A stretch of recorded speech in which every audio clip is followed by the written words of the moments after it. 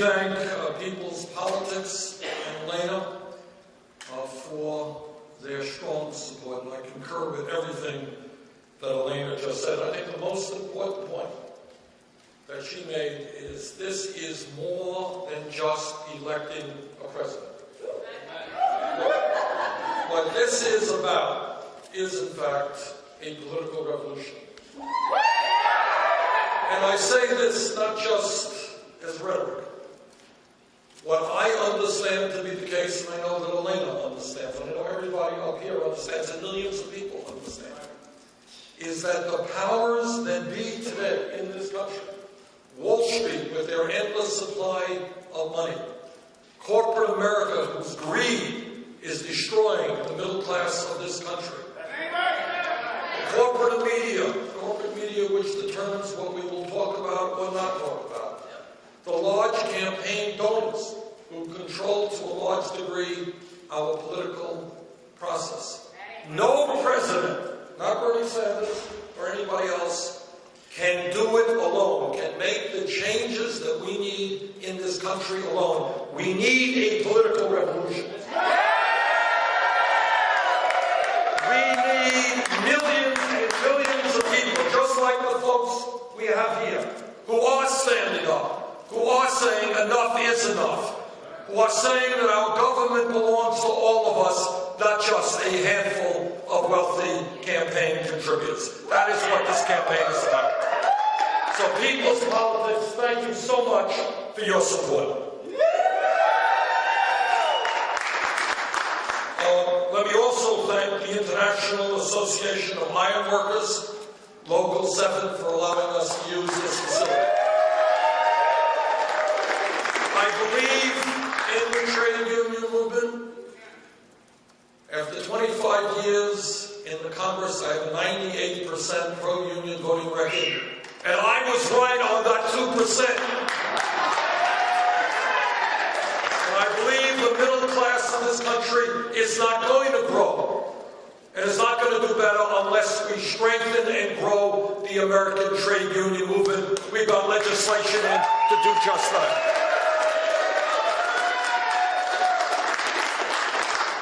Now, our campaign has come a very long way in the last 9 months. When we began this campaign, we considered to be a fringe campaign. We had no money, no political organization, and outside of Vermont, very little name recognition.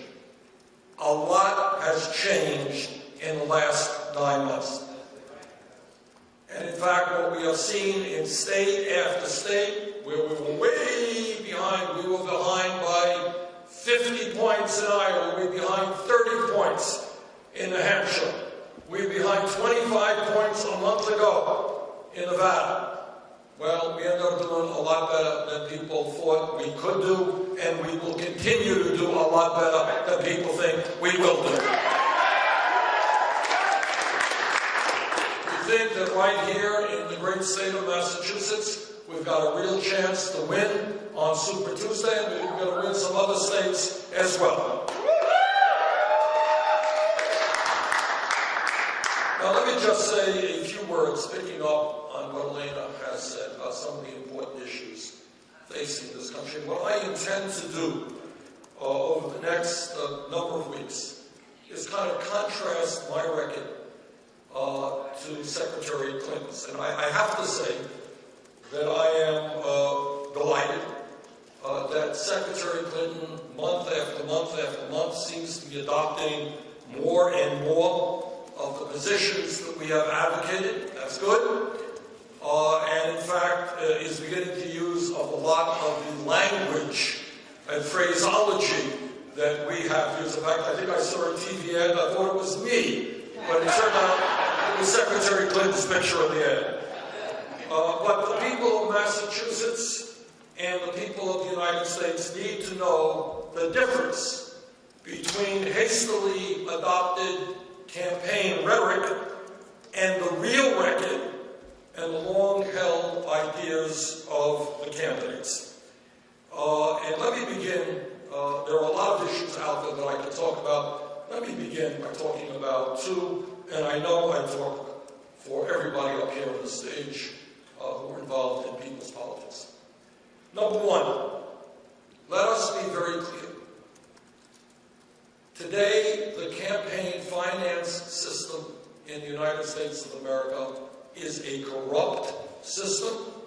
It is undermining American democracy, and it needs to be fundamentally changed. What American democracy means to me and to the vast majority of the American people, progressives, conservatives, and moderates, is one person, one vote, not billionaires buying elections through super PACs.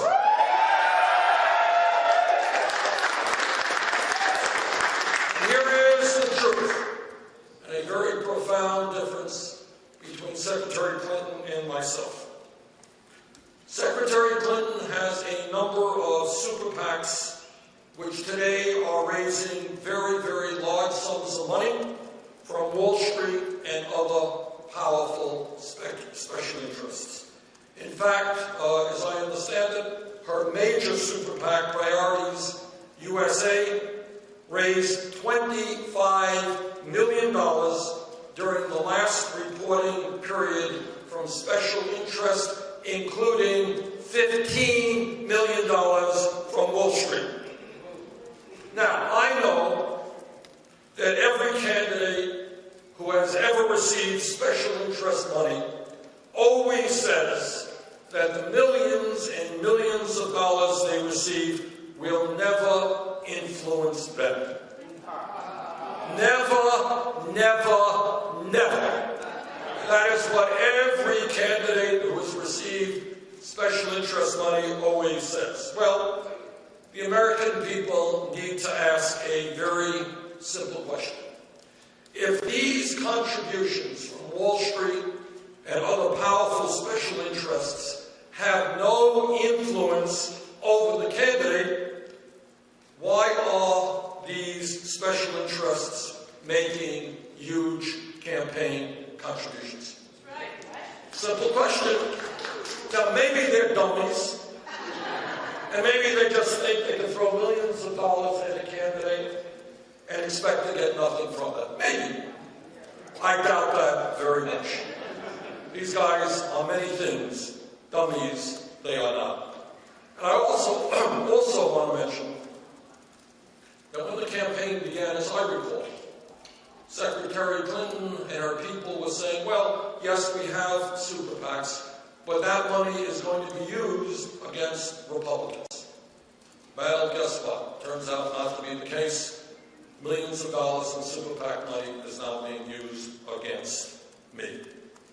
Now, in contrast to the way Secretary Clinton is raising money, I am extremely proud and extremely gratified that we are raising our campaign funds in a very, very different way. We don't have a super PAC. We don't want a super PAC.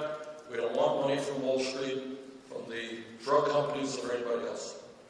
What we have done is ask the American people who want to see real change in this country contribute to our campaign. And I know that many people in the working class, middle class, don't have a whole lot of money. And I am blown away by the fact that since we began this campaign 9 months ago, we have received over 4 million individual contributions.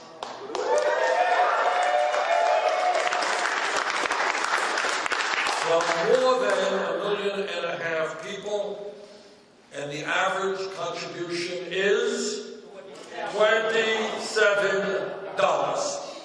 $27. They got one candidate in the last reporting period raising $15 million from Wall Street. We have received 4 million individual contributions, averaging $27 a piece. And to the best of my knowledge, this is more individual contributions than any candidate in American history has received up until this point in the campaign.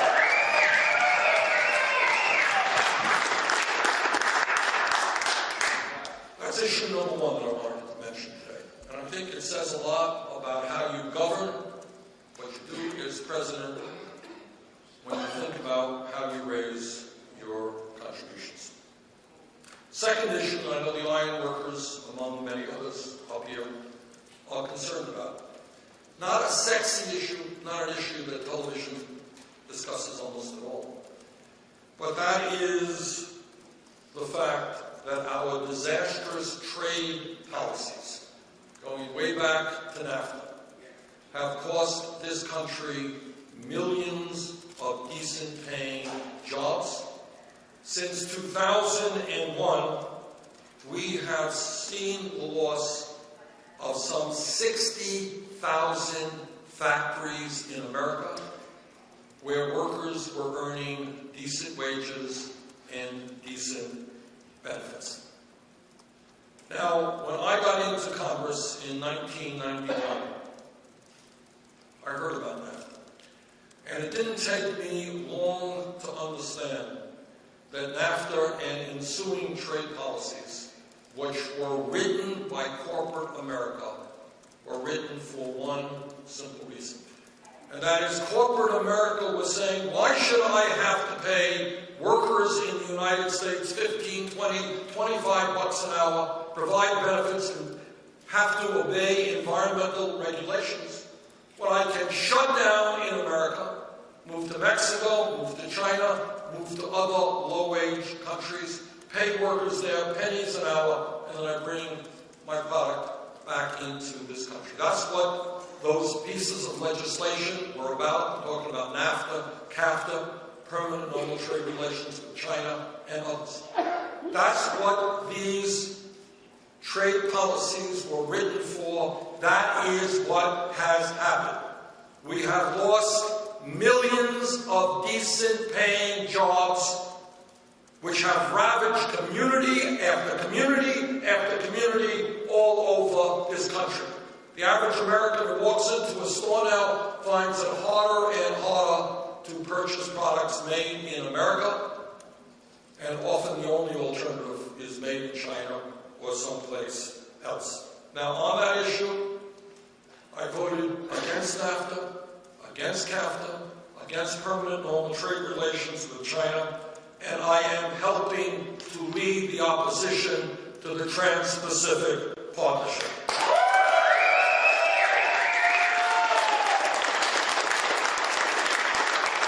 I have a radical idea that corporations who every night on TV advertise and tell us, buy this product, buy that product, that maybe they should start manufacturing those products in our country, creating jobs in this country rather than in other countries around the world. I have the radical idea that maybe instead of having unfettered free trade, we should have fair trade, protecting workers in this country and poor people abroad.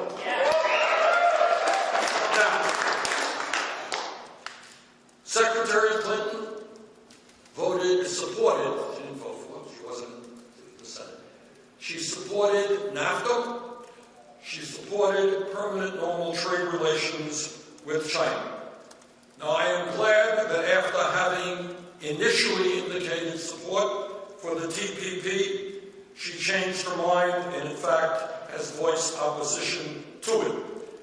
But interestingly enough, knowing her record on trade, the head of the Chamber of Commerce, Tom Donahue, and you all know the Chamber of Commerce. Commerce is one of the major business organizations in this country, very strongly supportive of all of these trade agreements.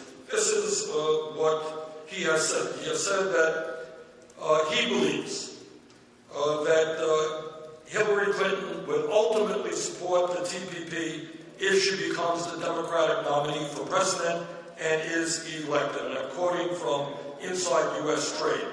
And I continue. Donahue argued that she has publicly opposed the deal chiefly because her main challenger, Senator Bernie Sanders, has also done so.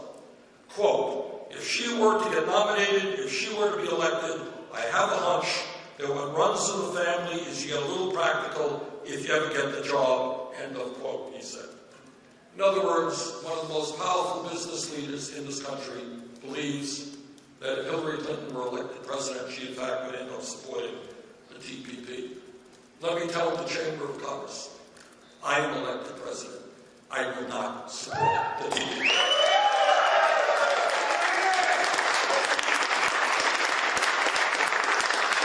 There are a lot of differences of opinion between Secretary Clinton and myself on some major issues. These are two of them. But at the end of the day, this is the biggest difference. As Elena understands, as everybody up on this stage understands, what we are seeing is more and more power going into the hands of a few. We are seeing that politically, where billionaires are now spending hundreds of millions of dollars to elect the candidates of their choice. We are seeing this economically, where a handful of people on Wall Street have power beyond belief and are shaping the economy so that it works for the 1%, but not for the bottom 90%. And what the American people have got to determine is which candidate whose life work is about standing up to the billionaire class, standing up to Wall Street, standing up to corporate interests, and who does not. That's what this campaign is essentially about. So I thank everybody for being here, and in the coming weeks we are going to continue to contrast our point of view with Secretary Clinton's on a number of issues. We have time for a few questions. We've got to get running to Amherst for a rally. Yes, ma'am. I'm sorry.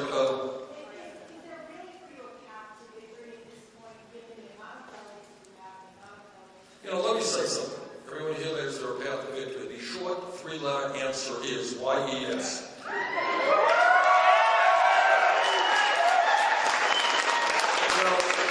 Let me say this to my friends in the media. When I was in Iowa, literally, I was asked, well, Bernie, if you lose Iowa, are you going to drop out of the race? Literally, that's what I was asked, because Iowa is the end of the world. Bernie, if you only win New Hampshire by thus such, will it be a major disappointment? Bernie, if you don't win Nevada, is the world going to crumble? All of you need to understand, which I'm sure you do, that the Democratic presidential nominating process is proportional, is state by state, right? Okay. Hillary Clinton won Nevada. Now, we came a long way. We were 25 points behind. We lost by 5 points. Would have loved to have won, no question about it. You know what the results were in terms of delegates in Nevada? Hillary Clinton got 19 delegates. Bernie Sanders got 15 delegates. You know how many delegates you need to win the Democratic nomination? Over 2,400. So she gained 4 delegates nominated. Out of 2,400, not so important. So what this is about is a slog, if I may use that word, state by state by state. Massachusetts, in fact, has one of the largest states on Super Tuesday, has a whole lot of delegates, and we hope to win here. And we hope to win in a number of other states. But what ends up happening, even if we do well, and we'll say we get 55%, 60%, whatever it may be, Secretary Clinton will get a lot of delegates, and we'll just have to keep moving on. So, for the media, please do not come to me state by state and say, is this the end of the world? We are in this campaign to the end. We have gone much faster, much further than any or many people would have believed possible. And with organizations like the ones behind me, we are going to do just great in this campaign.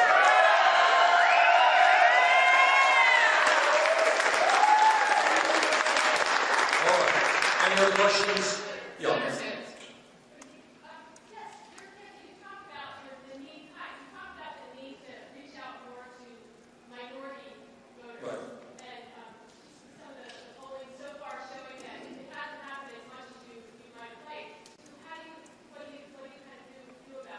Well, let me just say about polling. When we began this campaign, we were 3% in polls nationally. There was at least one poll in the last week or two which had us in lead nationally. We have come a very, very long way. Clearly, we still have a long way to go.